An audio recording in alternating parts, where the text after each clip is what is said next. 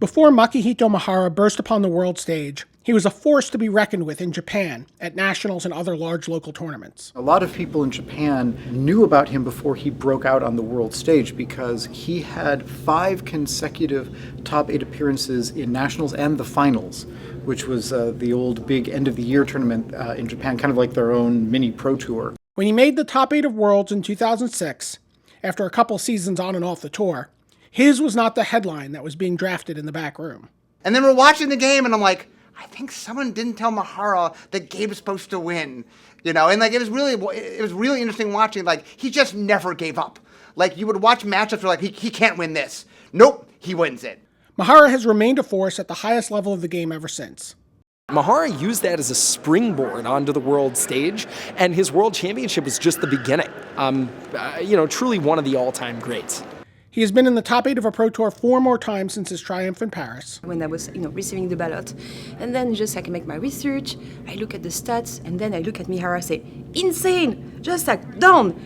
It took me probably about 2 seconds. He also led the Japanese national team to victory at the World Championships in 2011.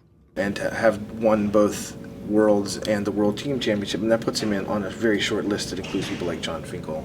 You have to be not only a great individual player, but also a great teacher. Mihara can always be counted on to have an exciting deck that is uniquely his own. The thing that I will always remember Makihito Mihara for is his 64-card Scapeshift deck.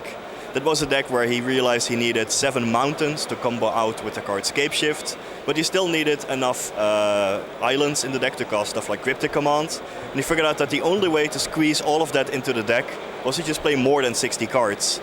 So he knows when it is correct to go against conventional wisdom. He is a champion of combo and mid-range decks that often feature large creatures and powerful game-breaking spells. When you hear about Mihara casting a turn 2 triple summoning trap into Kikijiki, Restoration Angel, Eternal Witness in the Modern Pro Tour, you're like, what is Mihara playing? What's he doing? And it's always awesome to find out.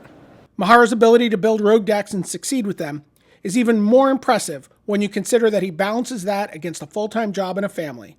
Things that are often thought of as exclusive from a Magic career. He works for Japanese company and only plays some kind of premier event at Rosewater and GPs, but he makes really good things, PT top 8s and GPs, so nice.